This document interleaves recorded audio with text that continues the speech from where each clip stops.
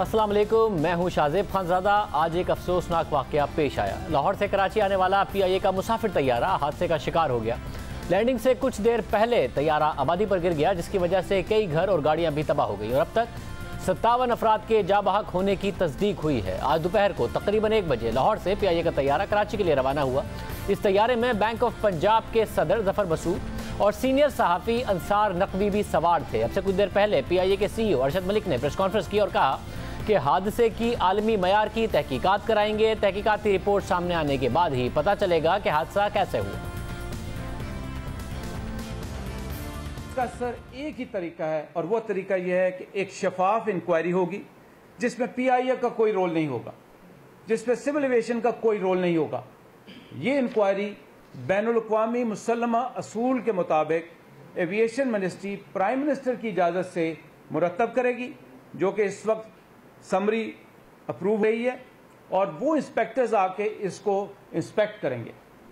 इससे पहले आप मेरे से पूछें, आप मेरे चीफ टेक्निकल ऑफिसर से पूछें, आप मेरे चीफ फ्लाइट सेफ्टी ऑफिसर से पूछें, तो ये कोई किसी किस्म की आपको फर्म स्टेटमेंट नहीं दे सकते। मगर अहम बात यह है कि दौरान परवाज तैयारे में किसी किस्म की खराबी की इतला सामने नहीं आई, मगर कराची एयरपोर्ट पर लैंडिंग से थोड़ी देर पहले अचानक तैयारे के पायलट सज्जाद गुल ने कंट्रोल टावर से राब्ता किया और बताया कि इंजन ने काम छोड़ दिया है। साथ ही उन्होंने मेडे की कॉल भी दे दी, जिसका मतलब होता है कि तैयारा पायलट के कंट्रोल से बाहर हो गया है। मेडे की कॉल पर पायलट को बताया गया कि तैयारे की लैंडिंग के लिए 2 रनवे दस्तयाब हैं। 8303 approach. जी sir. Appears to be turning left. We'll proceeding that sir. We have lost engines. Confirm you are carrying out belly landing. Runway available to land at 25. Roger. Sir, Mayday, Pakistan 8303. Pakistan 8303, Roger sir. Both runways available to land. मगर इसके फौरन बाद तकरीबन 2:37 पर तैयारे का control tower से राब्ता कट गया। इन्हीं शाहिदीन का कहना है कि तैयारे के गिरने से पहले उसके इंजन में आग लगी हुई थी और फिर अचानक इंजन में धमाका हुआ और तैयारा घरों पर गिर गया। मगर जो वीडियो फुटेज आप इस वक्त सामने देख रहे हैं उसमें भी वाज़ेह तौर पर नज़र आ रहा है कि तैयारा इंजन फेल होने के बाद जो माहिरीन की राय है वो ये कि बहुत ही थोड़ा सा फासला रह गया था रनवे से और तैयारा ग्लाइड करता नज़र आ रहा है। अगर ये रनवे पर पहुंच जाता तो इसको इस तरीके से लैंड भी कराया जा सकता था, मगर दरमियान में इमारतें आ गईं जिसकी वजह से ये इमारतों से टकरा गया। ऐसा नहीं है कि तैयारा इस वक्त बैलेंस नहीं था, वो ग्लाइड कर रहा था। और जो एनी शाहिदीन है उन्होंने क्या कहा जरा देखिए। मैं छत पे गया हूँ तो पीछे से PIA का जहाज़ आ रहा था, उसके इंजन के ऊपर जो है वो आग लगी हुई थी। ठीक है, शायद पायलट ये कोशिश कर रहा था कि मैं ये घरेलू एरिया जो है, रेजिडेंशियल एरिया जो है क्रॉस करके तो कच्चे में जो है वो जहाज़ को उतार दूँ, लेकिन एकदम इंजन के अंदर ब्लास्ट हुआ है और जहाज़ वहीं नीचे गिर गया। ये 3 गलियाँ छोड़ के पीछे जहाज़ गिरा है। 2 घरों के लेफ्ट और राइट साइड के जो घर हैं उनकी छतों के ऊपर गिरा है। नीचे जो गाड़ियाँ खड़ी थी वो भी तबाह हो गई हैं और लोगों की छतें भी तबाह हो गई हैं। अभी उस टाइम पर वहाँ पर जो है वो पूरे घरों में आग लगी हुई है। जियो न्यूज़ के ज़राए के मुताबिक तैयारा हादसे की इब्तिदाई रिपोर्ट तैयार हो गई है, जिसके मुताबिक लैंडिंग गियर ख़राब होने पर पायलट तैयारे को लैंडिंग के लिए नीचे लाए। इस दौरान तैयारे से एक ज़ायद परिंदे टकरा गए। इसी दौरान तैयारे के दोनों इंजन जुज़वी तौर पर बंद हो गए। तैयारे की बुलंदी इंतहाई कम होती गई और तैयारा अपनी बुलंदी बरकरार न रख सका। इस मौके पर पायलट ने मेडे की कॉल भी दे दी और इसी दौरान तैयारा रनवे पर पहुंचने से पहले ही आबादी वाले इलाके में मकानात से टकरा गया। इब्तिदाई रिपोर्ट के मुताबिक जिस वक्त तैयारा घरों की छतों से टकराया उस वक्त वो ग्लाइड कर रहा था। जियो न्यूज़ के ज़राए के मुताबिक तैयारा जब हादसे का शिकार हुआ तो रनवे से 5 किलोमीटर दूर था और रनवे तक पहुंचने के लिए उसे चंद सेकंड चाहिए थे, मगर इसी दौरान तैयारा इलाके की सबसे ऊंची इमारत जो कि 4 मंजिला थी उससे टकराया और मॉडल कॉलोनी और मलिर कैंट के करीब वाक़े जिना गार्डन में इमारतों से टकराता हुआ गुंजान आबाद इलाके के दरमियान गिर गया, जिससे घरों में आग लग गई। इमारतों का मलबा ज़मीन पर गिर गया, गाड़ियों में आग लग गई और इलाके में धुएं के बादल छा गए। अचानक पैदा होने वाली सूरत हाल से अफरा तफरी फैल गई और हादसे की इतला मिलते ही रेस्क्यू इदारे मौके पर पहुंच गए। इमदादी कार्रवाई शुरू कर दी गई। जियो न्यूज़ के ज़राए के मुताबिक तैयारे के ब्लैक बॉक्स का एक हिस्सा जो क्विक एक्सेस रिकॉर्ड है वो मिल गया और इसमें एयर ट्रैफिक के अलावा कॉकपिट की गुफ्तगू का रिकॉर्ड मौजूद है। सिविल एविएशन हुकाम के मुताबिक तैयारे में अमले के 7 और 91 मुसाफिर थे, जिसमें 51 मर्द और 31 खवातीन और 9 बच्चे थे। मगर अब तक हादसे में सिर्फ 57 अफराद के जाँ बहक होने की तस्दीक हुई है, जबकि तैयारे के 3 मुसाफिरों की जिंदगियां मौजज़ाना तौर पर इस हादसे में बच गई। उनमें बैंक ऑफ पंजाब के सदर जफर मसूद भी शामिल हैं, जिनकी नशिस्त तैयारे के अगले हिस्से में थी और ज़राए के मुताबिक क्योंकि तैयारे का पिछला हिस्सा पहले ज़मीन पर गिरा था, इसलिए अगले हिस्से में शिद्दत कुछ कम थी, जिसकी वजह से कुछ मुसाफिरों की ज़िंदगियां बच गई। उनमें बैंक ऑफ पंजाब के सदर भी शामिल थे, जिन्हें हादसे के बाद तैयारे के मलबे से निकाला गया तो वो ज़ख्मी तो थे मगर होश में थे, जिसके बाद उन्हें अस्पताल पहुंचाया गया, जहां उनके भाई ने तस्दीक की है कि वो ख़तरे से बाहर हैं।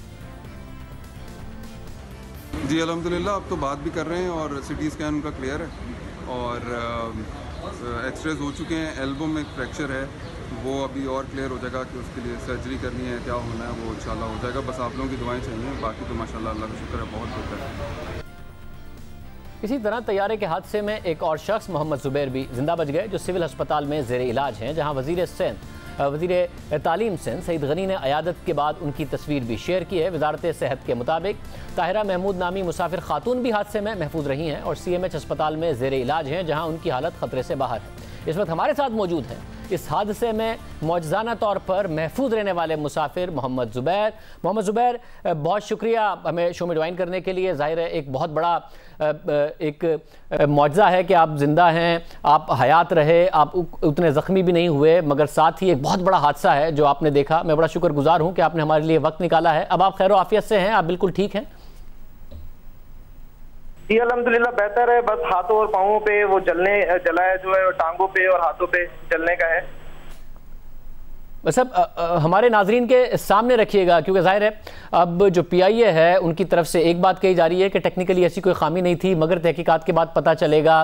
साथ ही बहुत सारी लोग बहुत सारी बातें कर रहे हैं। आप जहाज़ के अंदर मौजूद थे जब जहाज़ ने सफ़र शुरू किया, उसके बाद ये कहा गया कि जहाज़ एक दफ़ा लैंड करने जा रहा था मगर उसे वो लैंड नहीं कर सका और उसने दोबारा एक चक्कर काटा और फिर जब वो दोबारा लैंड करने के लिए आ रहा था तो अचानक मेडे की कॉल हुई। क्या हुआ, आपने क्या देखा एग्जैक्टली? फ्लाइट जो है चली है 1 बजे लाहौर से और मामूल के मुताबिक जो है वो सही चल रही थी, सारी चीज़ें सही थी।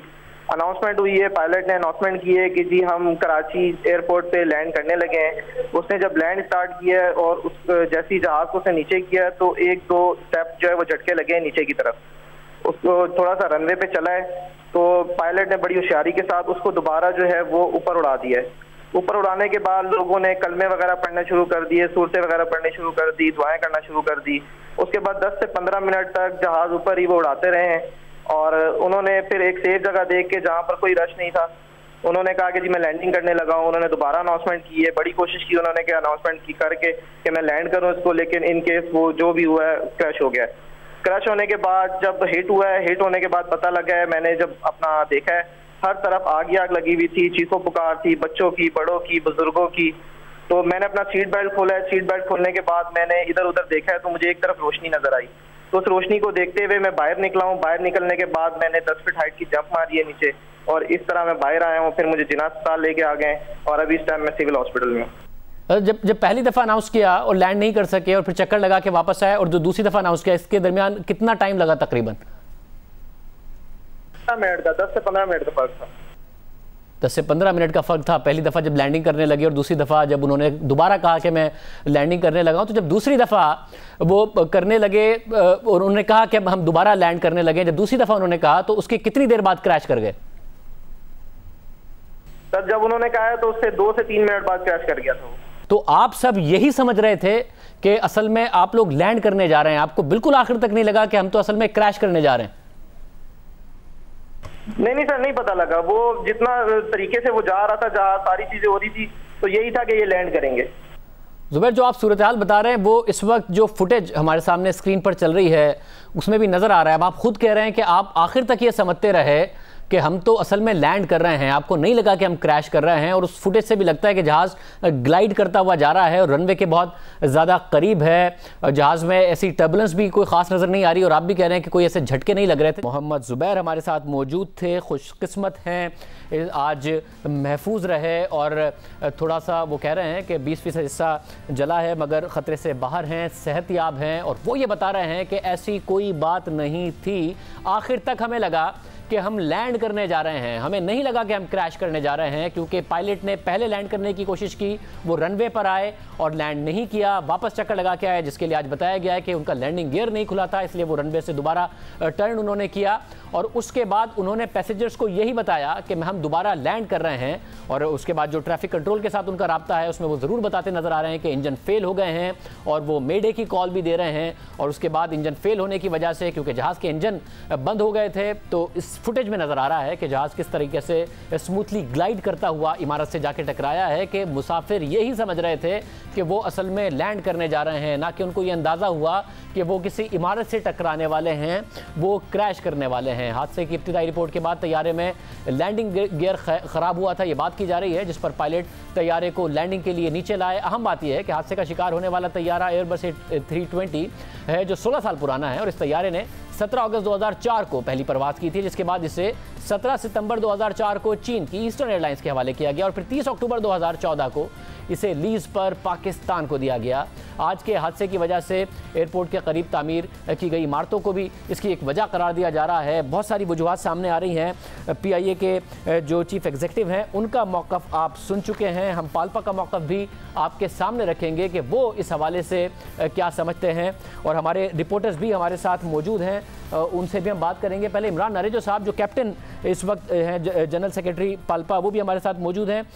मैं आपकी तरफ आने से पहले ज़रा मैं अपने रिपोर्टर्स से भी गुफ्तगू करना चाहूँगा। खबर खान नुमाइंदा जियो न्यूज़ कराची जिना अस्पताल में हैं, तारिक अबुल हसन जो है एविएशन के मामलात को बहुत बेहतर अंदाज में समझते हैं, वो हमें कराची से ज्वाइन कर रहे हैं। साथ में काशिफ मुश्ताक नुमाइंदा जियो न्यूज़ मॉडल कॉलोनी में इस वक्त हमारे साथ मौजूद है। काशिफ, मैं आपकी तरफ आ रहा हूँ, सबसे पहले बताइएगा इस वक्त क्या सूरत हाल है? ज़ाहिर है अभी तक नहीं बताया गया जो टोटल मुसाफिर थे कि उनमें से कितने जाँ बहक हो गए हैं, कितने हयात हैं, इस वक्त क्या सूरत हाल है? जी शादेब, इस जो पूरा रेस्क्यू का ऑपरेशन था इसमें काफ़ी ज़्यादा तेज़ी थी, लेकिन जैसे ही अंधेरा हुआ उसके बाद से रेस्क्यू के ऑपरेशन में काफ़ी ज़्यादा जो है वो नरमी की गई है। अब जो है यहाँ सर्च लाइट जो है वो लगा दी गई हैं, और उसके बाद इस ऑपरेशन को दोबारा एक बार फिर से शुरू किया गया है। मुतअद्दिद जो ज़ख्मी हैं यहाँ से वो अब भी शिफ्ट करने का सिलसिला जारी है। बताया जा रहा है कि जो मेन गली है, जैसे जो एनी शाहिद है हमारी, उनसे बात हुई तो उनकी जानिब से भी हमें ये बताया गया कि 2:15 से 2:30 के दरमियान जो है ये वाक़या पेश आया है। उसके बाद एक ज़ोरदार धमाके के बाद जब लोग अपने घरों से बाहर निकले तो हर तरफ धुआं ही धुआं था, और उसके बाद जब लोगों ने अपनी मदद आपके तहत ये ऑपरेशन शुरू किया, उसके बाद यहाँ पर जो है वो रेस्क्यू इदारे पहुँचे हैं, दीगर टीमें पहुँची हैं, तो यहाँ लोगों का एक बहुत बड़ा हजूम था। उन तमाम तर लोगों को यहाँ से हटाया गया, फिर देखा गया कि कितनी इमारतें मुतासिर हुई हैं, उसके बाद ये देखा गया कि गाड़ियाँ कितनी मुतासिर हुई हैं, फिर लोगों को निकालने का सिलसिला शुरू हुआ। अब भी ये बताया जा रहा है कि 10 से 15 घर जो हैं उनकी छतें जो हैं वो काफ़ी ज़्यादा मुतासिर हुई हैं। उसके बाद जो जहाज़ था जो जिस जगह पे वो गिरा है वो घर काफ़ी ज़्यादा मुतासिर हुआ है, वहाँ से भी मलबा निकालने का काम शुरू किया जा रहा है। इसके साथ ही साथ हैवी मशीनरी यहाँ तलब की गई थी, उसका इस्तेमाल अभी शुरू नहीं किया गया है क्योंकि काफ़ी कंजस्टेड ये जो इलाका है। मेरे अकब में अब भी आप जो ये गली देख रहे हैं काफ़ी ज़्यादा चौड़ी है, लेकिन आगे से जाके जहाँ मेन पॉइंट है वहाँ जो है वो 20 से 25 फीट की गली है। जैसे ये जहाज़ इस गली के अंदर से मतलब टकराया है तो बताया जा रहा है कि दोनों अतराफ़ के जो घर थे वो काफ़ी ज़्यादा मुतासिर हुए हैं, जिसकी वजह से हादसे में नुकसान भी काफ़ी ज़्यादा हुआ है। खबर आप बताइएगा कि इस वक्त जिना अस्पताल में कितने लोग लाए गए हैं, इस वक्त क्या सूरत हाल है ओवरऑल? जी शाहजेब, बिल्कुल अब जो डेथ टूल है वो 58 से बढ़ के 60 हो चुका है। 40 अफराद जो है वो जिना अस्पताल में उनकी मैयतें लाई जा चुकी हैं। 20 जो है मैयतें वो सिविल अस्पताल में लाई गई हैं, जिसमें से 6 अफराद की शिनाख्त हो गई है जो कि उनके लवाहिकीन हैं, उन्होंने उनकी शिनाख्त की है। उनके जो चेहरे थे पुलिस सर्जन के मुताबिक वो काबिल शिनाख्त थे जिनकी शिनाख्त हुई है, और 2 लोग जो हैं मुसाफिर जो कि बच चुके हैं, जिसमें मोहम्मद ज़ुबैर और ज़फ़र मसूद हैं जो कि दारुल सैद अस्पताल में और सिविल अस्पताल में इस वक्त ज़ेर इलाज हैं। इस वक्त भी जो है बॉडीज़ लाने का सिलसिला जारी है। दूसरा जो अब ये बड़ा मसला शुरू हो चुका है कि जो लवाहिकीन आ रहे हैं जी अपने प्यारों की शिनाख्त के लिए, तो उनका DNA के सैंपल्स लिए जा रहे हैं। जिना अस्पताल और सिविल अस्पताल में DNA के सैंपल्स लिए गए हैं, और तर्जुमान महकमा सेहत का ये कहना है कि जी कराची यूनिवर्सिटी की जो लैब है फॉरेंसिक लैब, वहाँ ये भेजे जाएंगे और 10 से 12 घंटे लगेंगे इनका टेस्ट करने में। लेकिन डॉक्टर सिमी जमाली का कहना है कि कम से कम 1 से 2 दिन लग सकते हैं। जिस तरह की कोविड की जो इमरजेंसी चल रही है इस वक्त अस्पतालों में और उस लेबॉर्ट्री में, हैं, तो इस वजह से शायद इसमें थोड़ा सा डिले हो। लेकिन इस वक्त भी जो है जो मैयतें लाई जा रही हैं उनके लवाकिन और प्यारे भी आ रहे हैं ताकि उनको शिनाख्त की जा सके। जिन लोगों की शिनाख्त हुई अगर मैं उनकी बताऊँ, उनमें मोहम्मद ताहिर हैं, सैयदा साइमा हैं, फरियाल रसूल हैं, शहनाज परवेज़, बरेरा बशारत और सज्जाद गुल हैं। ये तमाम के तमाम इनकी शिनाख्त हुई है। इन तमाम की शिनाख्त जो उनके लवाकिन ने आके किए, क्योंकि इनके चेहरे जो हैं वो काबिल शिनाख्त है, इस वजह से बासानी शिनाख्त हो गई है। लेकिन इस वक्त जो बॉडीज़ आ रही हैं वो मुकम्मल तौर पर बर्न है, बगैर DNA के कोई जो है शिनाख्त नहीं हो सकती। इस वजह से अब ताख़ीर का सिलसिला शुरू हो रहा है और बॉडीज़ जो हैं वो आ रही हैं और लवाकिन परेशान ज़रूर हो रहे हैं। जी मैं तारिक अब्दुल लतीफ़ साहब, आप ये बताइएगा कि ज़ाहिर है मुतादिद बातें की जाती हैं, अब जो भी होगा इस जहाज़ का, अगर टेक्निकल मसला था, क्या टेक्निकल मसला हुआ, उसकी डिटेल सामने आ जाएंगी। मगर ये वहाँ पर इमारतों का होना, फिर कहा जाता है रेजिडेंशियल एरियाज़ में परिंदों की भी बात आ रही है कि वो जहाज़ से टकरा गए। ये सारी चीज़ें जब भी कोई बड़ा हादसा होता है तो सामने आती हैं और फिर पीछे हट जाती हैं, और क्या ये इमारतें तामीर होती रहती हैं? और आप समझते हैं अभी जो आपकी मुख्तलिफ पालपा के लोगों से भी बात हुई होगी कि ये इमारतें यहाँ पर ऊंची ना होती तो शायद कुछ ना कुछ और ज़्यादा लोगों की जान बच सकती थी। जी बिल्कुल, इस हवाले से जो हमारे पायलट हैं, एक्सपर्ट्स, उनसे जो बात हुई है उसमें ये कि हादसा मतलब जो जिस मुकाम पर हादसा हुआ है वहाँ से और रनवे का मुकाम बहुत मतलब चंद सेकंड्स के अंदर तैयारा वहाँ पहुँच जाता। 5 किलोमीटर कोई फासला नहीं है तैयारे के लिए। तो इस सूरत हाल के अंदर अगर इसको मुकम्मल तौर पर ग्लाइड करने का मौका मिलता तो इस बात का इम्कान था कि जहाज़ रनवे तक पहुँच जाता और कम अज़ कम ज़मीन पर जो नुकसान हुआ है, जो रहायशी इलाके में नुकसान हुआ है, वो नहीं होता। जिस तरीके से हमें बताया गया है कि तैयारे का नोज़ व्हील, जिसे लैंडिंग गियर कहते हैं, ये खुलने का मामला खासा पहले पायलट को पता चल गया था कि तैयारे का नोज़ व्हील नहीं खुल रहा है, जिसको कंट्रोल टावर को बताया गया। तैयारे ने निचली परवाज़ की, 256 फीट की बुलंदी पर तैयारा परवाज़ करते हुए कंट्रोल टावर के सामने से गुजरा है, और जिसके बाद जो है वो तैयारे को कहा गया है कि वो 3000 फीट की बुलंदी इख्तियार करे ताकि तैयारे के पास रिस्पॉन्स टाइम ज़्यादा हो। लेकिन जो उस वक्त बताया गया, जो पायलट्स की आखिरी गुफ्तगू हुई है, उससे अंदाज़ा हुआ है कि तैयारा तकरीबन 1800 फीट की बुलंदी पर पहुंचा है, और उसके बाद फर्स्ट ऑफिसर की ये बात सुनाई देती है कि वो कोशिश कर रहे हैं कि बुलंदी हासिल करें, लेकिन तैयारा जो है वो मतलूबा बुलंदी हासिल नहीं कर सका है, और उसी दौरान तैयारे के एक इंजन के अंदर आग लग गई है। तो इंजन में आग लगने की वजह क्या रही है ये अभी तक वाज़ेह नहीं है। एक अंदाज़ा लगाया गया है कि शायद बर्ड हिट हुआ है और तैयारे के इंजन में जो है वो कोई परिंदा घुसा है, जिसकी वजह से इंजन में आग लगी और इंजन बंद हुआ है, लेकिन इसकी कोई अभी तक तस्दीक नहीं हुई है। जहाज़ में मल्टीपल इमरजेंसी हुई है। ये इन्वेस्टिगेटर्स के लिए बहुत जो है वो एक अजीब बात है कि एक ही वक्त में जहाज़ के अंदर लैंडिंग गियर की प्रॉब्लम होना, एक इंजन बंद होना और उसके बाद दूसरा इंजन भी बंद हो जाना, और जहाज़ जो है वो बिल्कुल एक पत्थर के माने नीचे आकर गिरना। ये एक बड़ा सवालिया निशान है कि ऐसा क्यों हुआ है। दूसरी जानिब जो है वो अगर हम एयरवर्दीनेस की बात करें उन इदारों की कि जो तैयारों को का लाइसेंस देते हैं कि वो तैयारा परवाज़ के काबिल है, वो उन इदारों की भी जो काबिलियत है वो क्वेश्चन बनी हुई है। इस पूरे मामले के अंदर जो सिविल एविएशन अथॉरिटी है वो बुनियादी इदारा है पाकिस्तान में एविएशन सेफ्टी को इंडोर्स करने के लिए। इस पूरे मामले में अभी तक सिविल एविएशन अथॉरिटी का कोई मौक़िफ़ नहीं आया। हमें वहाँ हादसे के मुकाम पर भी जो है उनका कोई ज़िम्मेदार फ़र्द नहीं मिला, और अब तक कोई बयान सिविल एविएशन अथॉरिटी की तरफ से जारी नहीं किया गया है। इसमें यह भी बड़ी हकीकत है कि सिविल एविएशन अथॉरिटी का पिछले 1 साल से कोई DG नहीं है, डायरेक्टर जनरल कोई मुस्तकिल नहीं है। किसी न किसी को चार्ज देकर एविएशन सेक्रेटरी को चार्ज दे दिया जाता है। इसी तरह जो है वो काम चलाया जा रहा है।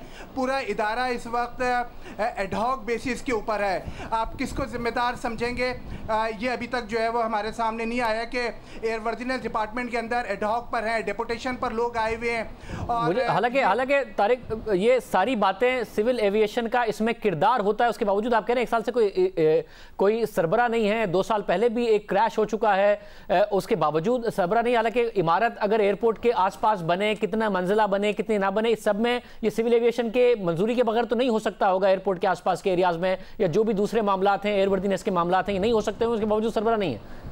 जी हाँ, बिल्कुल। सिविल एविएशन अथॉरिटी से एनओसी लेनी होती है एयरपोर्ट के अतराफ जो अगर कोई बुलंद इमारतें हैं, लेकिन ये तमाम जो है वो एक तरीके से मशरूम ग्रोथ हुई है कराची में इमारतों की, और सिर्फ जो है वो आपको अंदाज़ा है कि किस तरीके से परमिशन ले ली जाती है और उसके बाद जो है वो इमारत तामीर हो जाती है और फिर बिल्डिंग बिक भी जाती है वहाँ पर, और उसके बाद जो है वो आप ढूंढते रहें कि कौन जिम्मेदार था, और बाद में जो है बाद इमारतें तोड़ने की भी बात होती है, तो जो एंड यूज़र होते हैं वो लोग फंसते हैं। तो ये पूरी एक ऐसी चीज़ है जिसके अंदर सिविल एविएशन अथॉरिटी का बुनियादी किरदार है, लेकिन अभी तक हम पूरे इस मामले के अंदर देख रहे हैं कि कोई नहीं है। अब अगर हम इन्वेस्टिगेशन पॉइंट ऑफ व्यू से देखें तो इन्वेस्टिगेशन का इदारा हमेशा आज़ाद होना चाहिए। आज तक पाकिस्तान में किसी हादसे की आज़ाद इदारे ने तहकीकात नहीं की हैं। अमलन ये होता है कि जो शख्स इस हादसे के अंदर ज़िंदगी हार गया, जिम्मेदारी उस पर डाल दी जाती है। हम मैक्सिमम एयर क्रैशेस की बात करते हैं कि जिसकी जिम्मेदारी पायलट पर डालकर और मामले को दबा दिया जाता है। तो इस एक और अगर हम देखें कि हवेलियाँ हादसा जो अभी इससे पहले बड़ा हादसा हुआ है जिसमें जुनैद जमशेद और कई लोगों की जानें गई, इसकी इन्वेस्टिगेशन रिपोर्ट तैयार हो गई है, जमा करा दी गई है।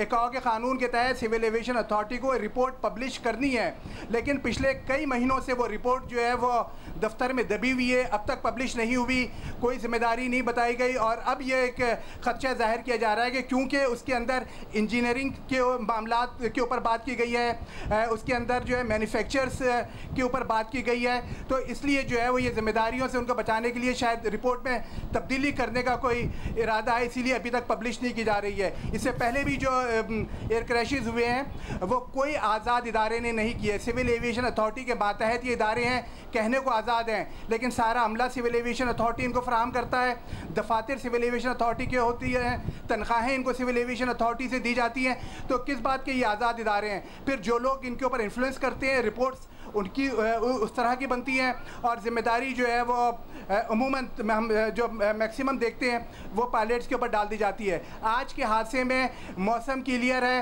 कोई ऐसी चीज़ नहीं हुई, इंजीनियरिंग की पायलट की भी मुसलसल राब्ते में वो उसकी तरफ से भी कोई बात ऐसी नहीं आई है, जबकि हम देखते हैं कि इंजीनियरिंग फॉल्ट के ऊपर जो है वो बात हो रही है, लेकिन ये किस तरह एक आज़ाद इदारा इसको तहकीकात करेगा, ये एक बहुत बड़ा सवालिया निशान है। अभी जी मैं एक ब्रेक पर जा रहा हूं, मेरे साथ आप रहिएगा। तारिक अबुल हसन, मैं ज़रा जो पाल्पा के नुमाइंदे हैं, जो पायलट्स हैं बाकायदा, उनके भी क्या एक्सपीरियंस में ऐसा कभी हुआ या उन्होंने किसी दूसरे एक्सपीरियंस के बारे में कभी सुना कि दो इंजन अचानक इस तरीके से लैंडिंग से कुछ टाइम पहले फेल हो जाएं और इस किस्म की सिचुएशन और मल्टीपल प्रॉब्लम्स एक पायलट को सामना करना पड़ रहा हो? एक ब्रेक के बाद इस पर तफसील से बात करेंगे।